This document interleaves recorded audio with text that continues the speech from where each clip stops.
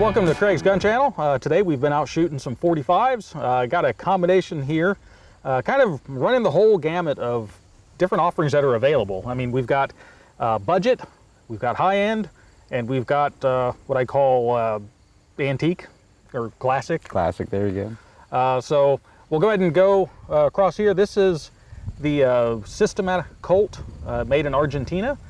This particular one was, got some notes here just so, because I can't remember numbers. It was made in 1949. Collector value on these has started to kind of go up over the past couple years, and price ranges anywhere from, you know, $600 to $1,400 depending on condition. Really rough ones you could, you know, probably find for whatever price someone could get out of it. I mean, that's the thing about older firearms like that. You can't just go and just buy one of those. You have to kind of find one. So then we've got the Rock Island Armory. This is their GI version of the 1911 A1, and their suggested full MSRP is $499. Usually in most gun shops, $350 to $400, around that price range. And then we've got the Kimber. It's the custom lightweight, and this is the Shadow. And that one, those are running around $750. So kind of a spread here. We wanted to kind of shoot them all and just get an idea of what they're like individually. So we'll go ahead and start with that first.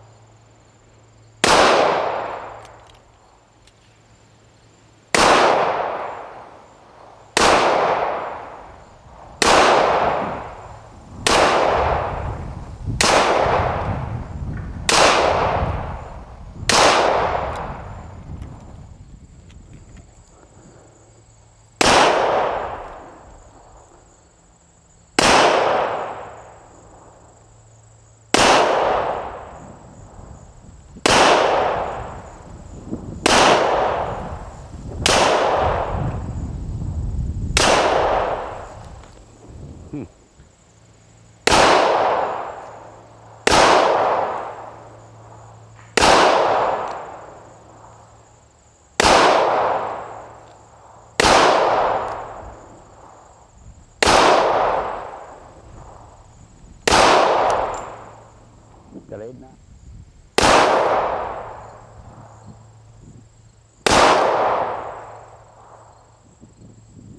Ah.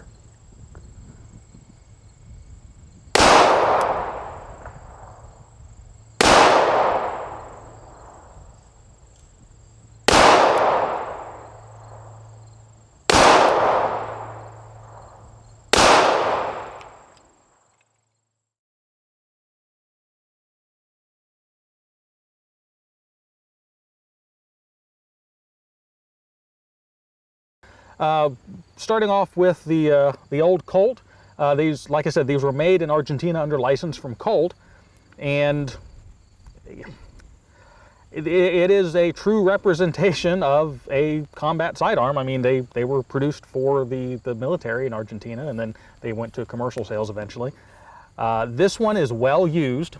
The trigger on it, actually, because of that, is phenomenal. Yeah, it's a fantastic trigger. It's nice. It's buttery smooth, nice clean break. Sights are terrible. Yeah, that's a nice way of putting it. Yeah, they're GI style, old military style sights. So, you know, obtaining a sight picture is a little bit, you know, more difficult with it. Shooting wise, I thought it shot pretty good though. It did, just a little high, but it shot really well. Yep. And a lot of that's, you know, with that nice trigger. I mean, 1911s by default start off with what I would call good triggers. You know, they're single action.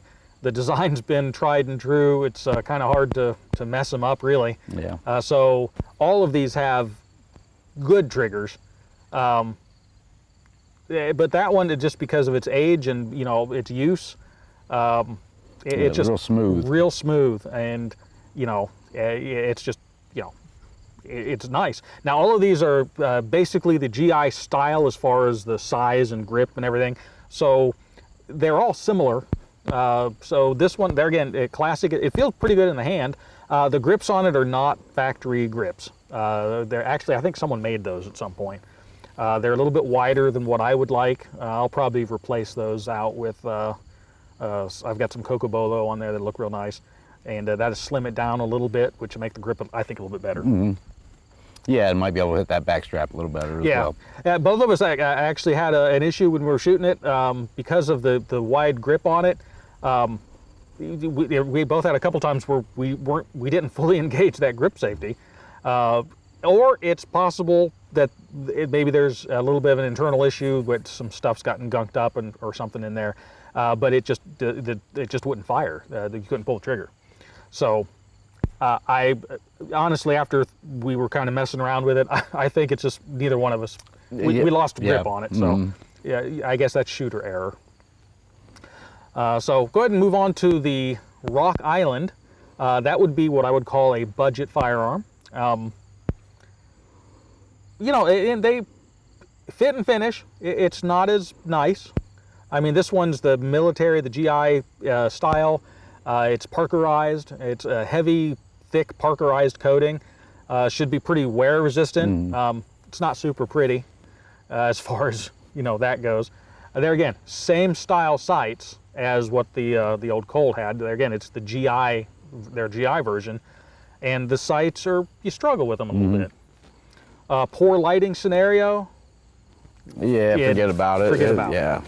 Now, overall, I think it shot fairly well.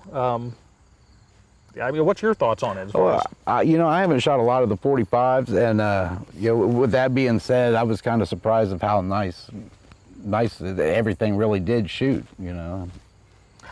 I thought it was a great gun. Yeah, to be quite honest. Really, as far as, especially when you plug money into the equation, that really makes it shine. So then we'll go to the Kimber. And I'll be honest with you, I went into this, none of these actually this firearm is actually, mine. It's a personal firearm. The other two we have on loan, so they're not ours. This is the first Kimber of this style that I've shot, a classic 1911 Kimber. I was fully expecting it to not be worth the hype. Yeah. Honestly. And when we shot the first time, to compare those two, I actually kind of was a toss-up, and I think that's because I was going into it with some prejudices. But then we went through again, and we just side-by-side them, and just 1, 2, 3. And my gosh, the sights on that Kimber, I mean, it's 3-dot sights, got the fiber optic fluorescent front. Yeah, that makes it really nice. That makes all the difference.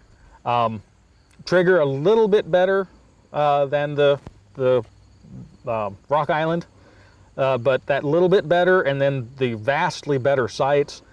It's just it's a better gun. It is, all the way around. The feel in the hand is actually nicer too. Yeah, I love the grip on that. That felt just great, fantastic. Yep. Felt really good. I agree. And it, being the lightweight version too, it's the lightest of all three of these. And not that it's still 45, so it's not like it's a lightweight gun, but for a 45, it's a lightweight gun. Right. So, we kind of went through, and as far as comparison, well, first I'll finish talking about the Kimber. It's kind of easy to shoot well, really. Well, when you slow down and actually... Yeah, when you slow down, you start getting you get a little happy, and right. your groups start to open up. But if you take your time, and you really don't have to take it. Sight alignment and target acquisition much better with that Kimber than with the other two. Oh, absolutely. You can actually see the sights with this one. You can actually see the Instead of sights. having these like the little nubs on the GI version. Yep.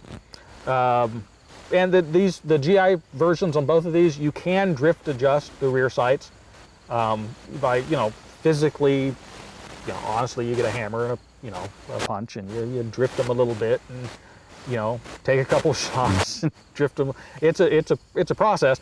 The sights on the Kimber, there's a set screw. You loosen that up. You can move it over left or right. Easy to adjust. Yeah, it's real nice. And hands down, the Kimber is it's a better gun. It is, yeah, absolutely. So if I had to rate these and money was completely irrelevant, the Kimber would come in first. Mm-hmm. And then honestly, this old Colt from under license and from Argentina, I would put it second, and that's mostly because that trigger is so nice. The trigger's nice. But it's almost a toss-up with the Rock Island, and essentially these are the same gun. They're both. This is a copy of the Colt GI firearm. This is a copy of the Colt GI firearm. One was made 50 years ago. One was made a year ago, or maybe even this year. I'm not sure. It's a recent manufacture. So that's how I would rank them. What about you?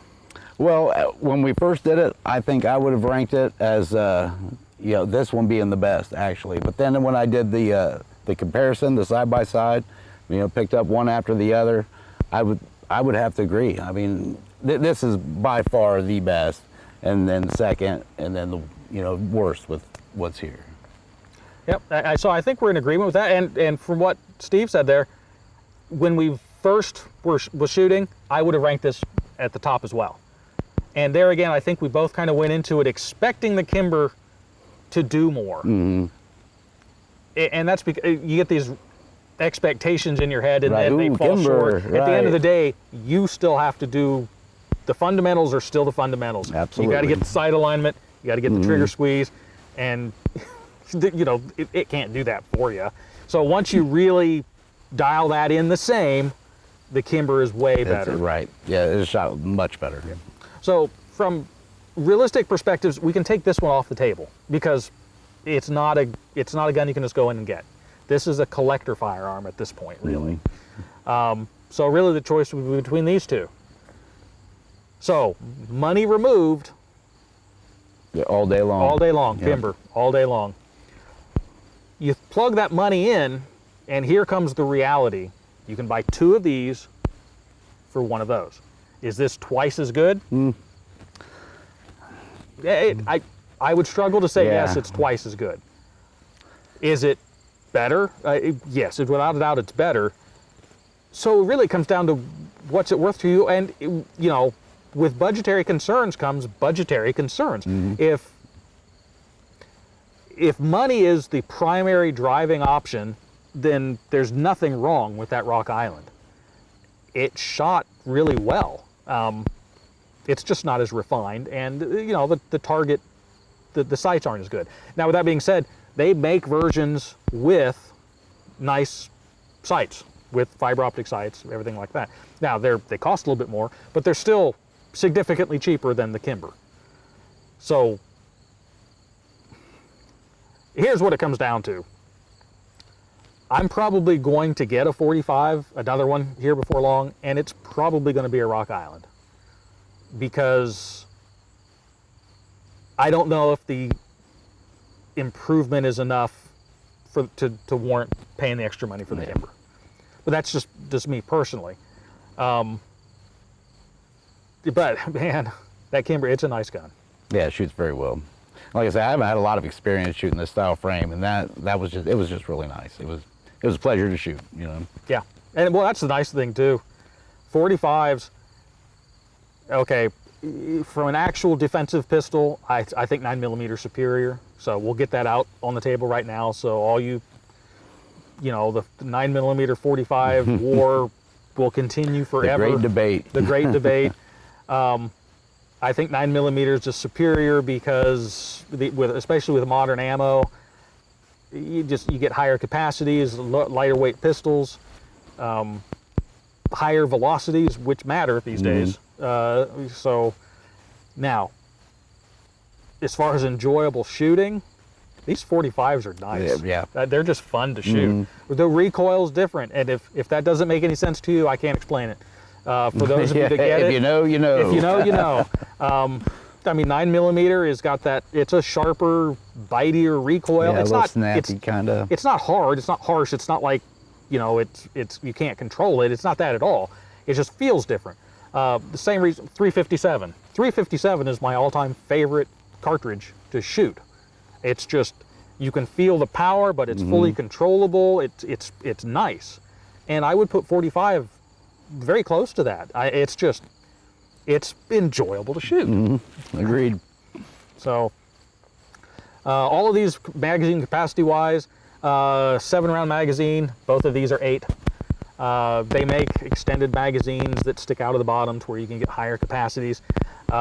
This would take an 8-round magazine. It's just the original magazines were 7, and it's what it's got is the original magazine.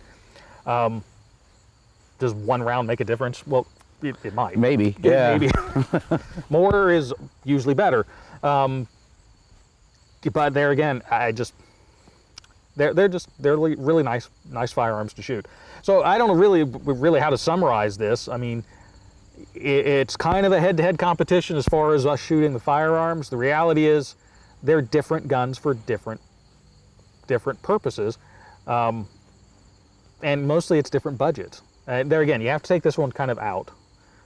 This is the type of firearm, if you stumble across one, they're wonderful firearms. If you find a good deal on one of these and you find it somewhere, I would say get one. Because they're nice. And there again, the values they seem to be going up significantly over the past several years, like everything. You know, prices going up. But now that's one thing I would say. The Rock Island, probably not ever going to be a collectible firearm. Oh, yeah, right. Yeah, those are shooters. You're buying those to shoot, and they shoot just fine. The Kimber, they'll hold their value. I mean, unless you really abuse it. Yeah, they're a good quality firearm, and you pay for that. But because of that, it is a good quality firearm. So, since we already lit the flames with the 9mm versus 45, I'll throw the High Point one in there too. The Rock Island is kind of like a High Point. It's a lower tier, perfectly serviceable firearm. Now, I'm not comparing it to a High Point as far as quality. Way better than a High Point still.